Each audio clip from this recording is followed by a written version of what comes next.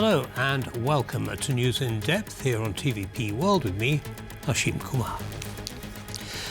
Trump's comments on the growing Russian threat around Greenland have refocused European attention on Arctic security, while simultaneously raising doubts about the reliability of the US as a security partner. Joining me now is our EU correspondent, Alex Carrier, to ask if Europe could effectively defend itself against a Russian attack in the Arctic or indeed anywhere else. Alex, welcome. Good to have you. Thanks for taking the time. Good to be here. So let's start with a short soundbite and then I'll get your view on it. Europe is also a giant, but a sleeping giant. Together we are Europe's defense community.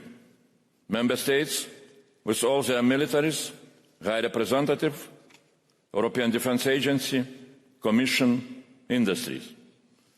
Together we need to wake up the giant by uniting our efforts, by being ready to fight, not just as a collection of 27, but to fight as Europe.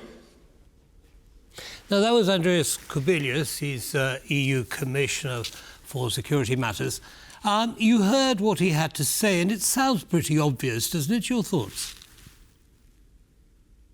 Yeah, you're right. You heard Andreas Kubilius making the argument that so many in Europe have made. We've heard a very clear comparison in terms of GDP, in terms of defence spending, in terms of population, that Europe should actually be a big player. Maybe not to the scale of the United States, maybe not to the scale of China, but certainly a sleeping giant next to Russia's military capabilities. And yet, because of political fraction or a lack of political will or insufficient coordination between European nations, you still have a bit of an awkward defence posture across Europe. Now, it has to be said, that has changed a lot since Russia's full-scale invasion of Ukraine starting back in February 2022. So clearly, this has been something that is changing. We have seen defence spending dramatically increasing over the last few years. Poland, of course, leading the charge with very, very high percentage of GDP spending compared to the rest of the NATO alliance. But Andreas Kubilius effectively ringing the warning bell, saying we have to do more, we have to get better coordinated. He went as far as to suggest a European army may be the solution. I'm sure we'll touch on that later. But he's really, at least for now, pointing out what the real problem is for Europe's defence. Indeed, we shall be touching on a number of issues that you just raised. But it does raise the question, it does beg the question, why has Europe waited this long? You talk about a fractious group of countries, but, you know, the Arctic's always been a potential vulnerability for Europe. You mentioned the Russian invasion of Ukraine. So the signs have been there. Why does it take Trump's, however you describe his behaviour on Greenland, to actually wake everyone up and say, yeah, let's do something now, it's about time, isn't it? Well, that's the Mark Rutte argument. That's what the Secretary General of NATO has to say. He is the one making the point that actually Donald Trump has forced European allies to spend more on defence in a way that they hadn't before. So clearly that is the argument that he will make, is that actually Donald Trump has been a focusing feature. Now, to answer your question about the Arctic, and that's an interesting one, because I've been speaking to defence officials from the Nordic countries in the last few weeks, and they say, look, we have been jumping up and down for years within NATO, within the EU, saying we need to talk about the High North, we need to talk about shipping lanes and sailing lanes in the Arctic, we need to talk about the Russian threat, we need to talk about the fact that Russia is expanding. Yes, they were met with a bit of polite nodding, but not necessarily engaging with the process. You're right. Donald Trump says, well, look, I'm taking Greenland because we need to protect the Arctic.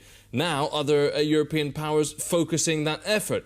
The issue for Europe, of course, is that the kind of threats that Donald Trump is making means that, of course, there's defending against Russia, but the unthinkable, they may need to protect their sovereignty against the United States. Ashim, your question was, why have they been waiting so long? Simply put, because there was an assurance from the largest military power in the world, the largest economy in the world, a historic 80-year-plus ally of Europe, the United States. Now, successive American presidents have said you need to spend more. None have said we will abandon Europe if it gets attacked. Donald Trump has hinted at that. That is the terrifying prospect for Europe. That is why they've acted. You mentioned Mark Rutte and Secretary-General of NATO, and in fact there's a short soundbite, some of which refers to what you've just said. Let's have a listen. My relationship with the president, hey, listen, if somebody is doing good stuff, and President Trump is doing a lot of good stuff, I believe. I know I'm irritating a lot of you again, but I think so. Because, as I said also in Davos, the 2% reached by all NATO countries now at the end of 2025 would never, ever, ever have happened without Trump. Do you really think that Spain and Italy and Belgium and Canada would have decided to move from 1.5 to 2%? Italy spending 10 billion more now on defense at the beginning of the year without President Trump? No way, it would not have happened. And do you really think that in The Hague we would have come to the 5% commitment without President Trump? No way. So he's agreeing very much with what you just said. You know, Europe's been complacent. America's got our back. We don't need to worry about our share of the NATO budget. But things have changed. In fact, there is even talk of the NATO budget going up to 7, 8 or even 10%. Is Europe finally going to follow through on this? And do you think this is sustainable?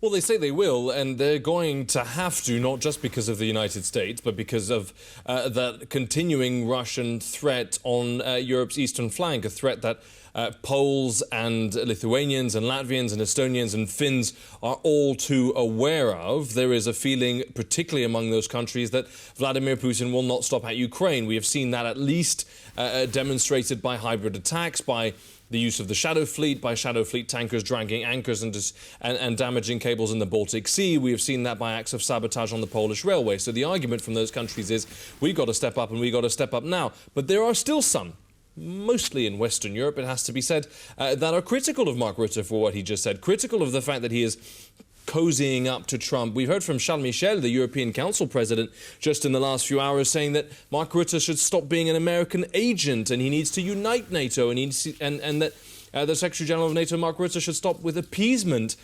But under Charles Michel, when he was Prime Minister of Belgium, to give you a perspective, defence spending stayed consistently under 1% of GDP. And so there is an accusation, perhaps a more level-headed accusation than what Donald Trump likes to launch at his European allies, which is, well, you cannot have your cake and eat it too. If you want your own defence, you have to spend more money on it. Now, the crucial point of debate is where do you spend it, Ashim? Now, you will have some who say, look, the Americans have the industrial capacity. We can buy from them. We can buy from them quickly. If you look at the huge shift actually in the mentality in Europe, it's demonstrated by the chair of the Defence Committee in Denmark. Denmark, a very pro-American European ally for decades now. He, the chairman of the Defence Committee of the Parliament in Denmark, is saying we have to stop buying American. Let's buy Saab airplane, let's buy French, let's buy other weaponry from Europe. Stop buying from the Americans. If we can't rely on them anymore, we have to rely on ourselves, and that means not on American weapons. Now, we are seeing signs of European unity, and it must be said, the signs come from countries who are on the borders, if you like. So we're talking about the Baltics and Denmark. We're talking about Central and Eastern European countries, of course, as you said, Poland leading the way. Now, the Danish King and Queen, along with a whole number of their ministers, including the Defence Minister, just completed a visit to Estonia and Lithuania. Now, they haven't said very much in terms of, press conferences. Or what do you think was on the agenda, especially when it comes to the defence ministers' conversations?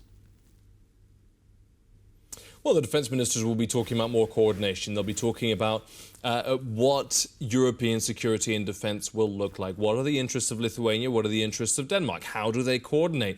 How do they start working towards perhaps a stronger European pillar within the NATO alliance? Because the NATO alliance without the United States may look very different indeed, but that doesn't mean that European countries aren't going to help each other in the face of a threat. We heard that from the Swedish Foreign Minister. I spoke to her just in the last 24 hours, and she was saying, look, we have no doubt that if we triggered Article 5, the collective defence article of NATO, that our allies would come. That was in response to a question about the United States, no less. So It'll be about coordination. It'll be about procurement. Where do they buy the weapons from? Who has the industrial capacity? We know, for example, that Denmark, per capita, has been one of the biggest supporters of Ukraine in its fight against the Russian invasion. So there will be coordination because, in fact, Denmark is perhaps, for a Western European country, more aligned with that mentality of having to beef up security, defense, spending, taking the Russian threat seriously for the rest of Europe. So, of course, we haven't heard much from that, and a lot of these decisions will be made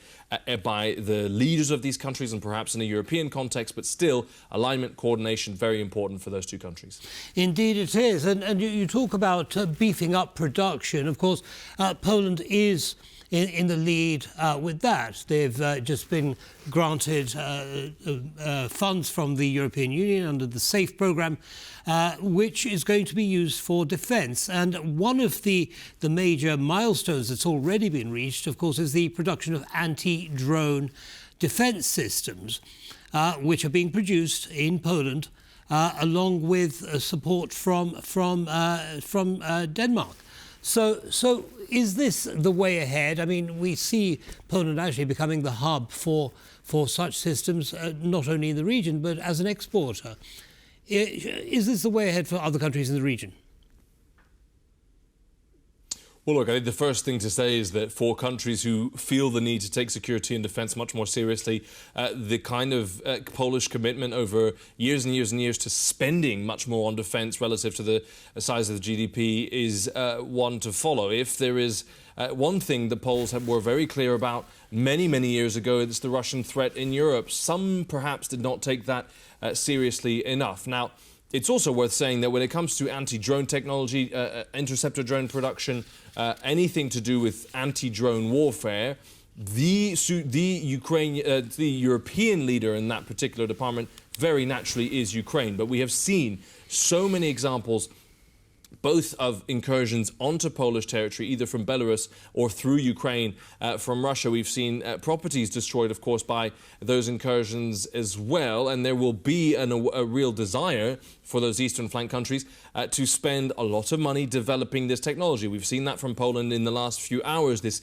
enormous contract to develop a multi-billion euro, effectively, drone wall, as people like to call it, but it is not a drone wall. It is multiple systems working together. That can be interceptor drones, that can be mobile teams with anti-drone weapons or electronic warfare to stop these drones entering Polish territory. What is very clear in the example of Poland is that is a country that has taken the Russian threat very seriously, is spending a lot of money on its defence. Now, one caveat to that, Poland, relative to the armed forces in France, in the UK, has some catching up to do still.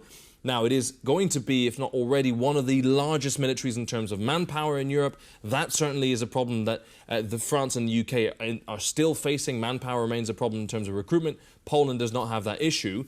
Clearly, Poland is wanting to charge forward on this and hoping that European partners follow suit. Now, the other perspective that has been put forward is the formation of a European army and also a European legion. Now, we've got a couple of sound bites I'd like to share with you in the audience.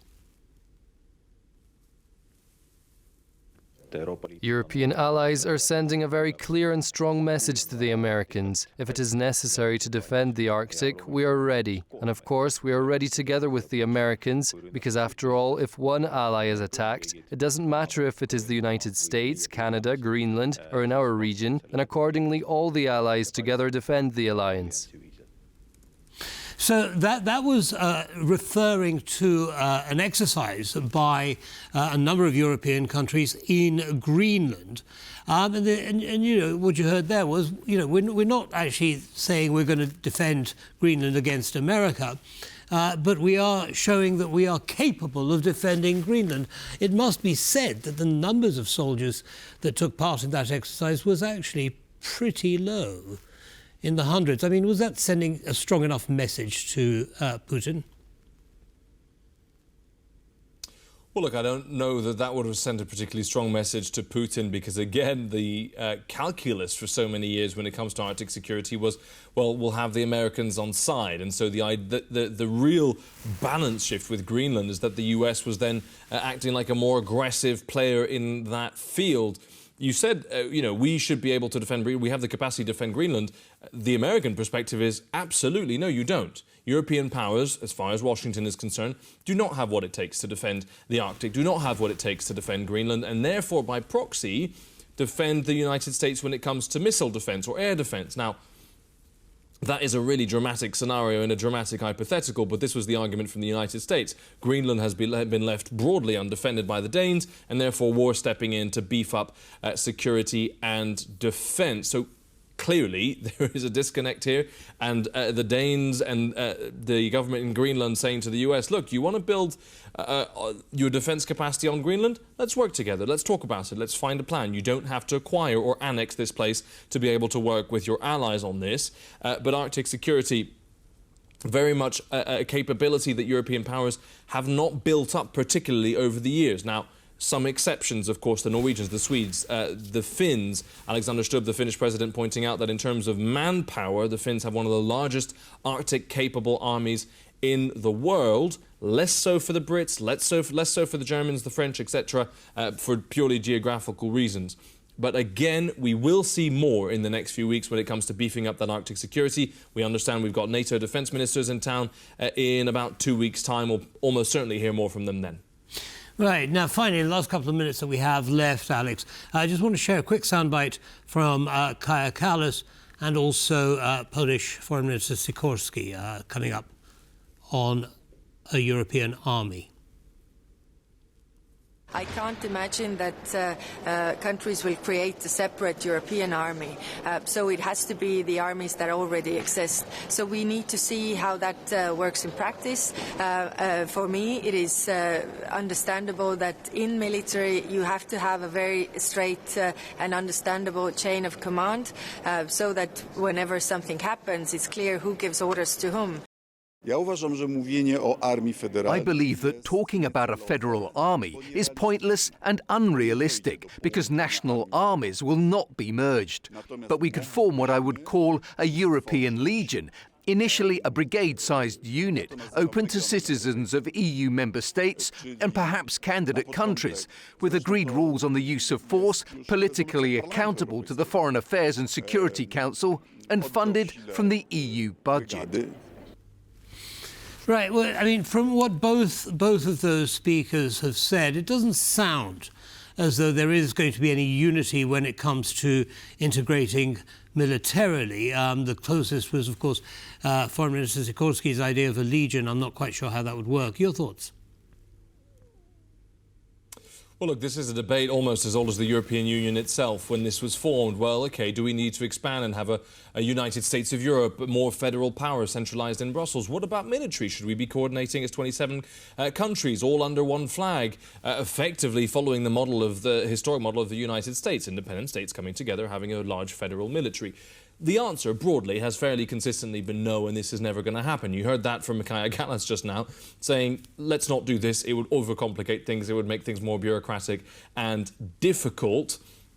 As we said, we heard from Andreas Kubilius earlier, right at the very start, Ashim, we were talking about the fact that his prescription for part of this problem may be a European army. He has support from the Spanish foreign minister on that, who we've heard from in the last couple of days. That may be linked to how little Spain is spending on its own defence, and it may be more practical to have a European army if you are the Spanish government. But then, if you get into the nitty-gritty of how does this thing work, it's a bit of a quagmire. So clearly, question number one, who's in charge? Who decides where this army goes? Who commands this army? So would you have Polish troops being moved to defend another country, another part of the European Union, against the will of the Polish government, but because these Polish forces are now part of the European army, they go elsewhere? That is already a bit of a nightmare.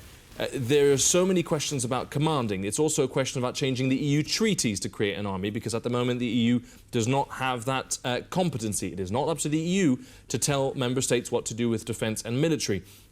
Final point on this, Ashim, is not just about the bureaucracy, it's already that something similar already exists. You already have Polish troops with their Portuguese counterparts taking part in exercises together. I was in Romania just a few months ago. I saw European troops practicing, training, side by side, learning how to work together, learning how to be interoperable. So why, and that's Kai Kallas's point, would you add another layer, a different bureaucratic layer, a different army? At the moment, although some want to push for it, it does seem a bit dead on arrival, this idea of a European It is army. something that we see quite a lot of anyway within NATO exercises. In the last few seconds, Alex, is Europe capable of defending itself against a Russian attack today? Yes. To make it very brief, yes, they can. You have two nuclear-capable powers in Europe. Of course, the UK not in the European Union, but it is in NATO, therefore it would be able to respond. So already that's an almighty deterrent. You have the German economy now being completely shifted and boosting Germany's, the largest industrial power in Europe, defence spending. You have enormous defence spending from Poland. The Scandis are ramping up their defence spending. And also the Russian military is far more depleted than it was back in 2022 when Putin launched his illegal invasion of Ukraine. So this notion that they can't defend itself is not quite true, but they still have to beef up for the future. Understood. Alex, thank you so much, as always, for sharing your analysis with our audience. Have a good evening. Bye. And you? And that brings us to the end of this episode of News in Depth. Don't go away, lots more coming up. Goodbye.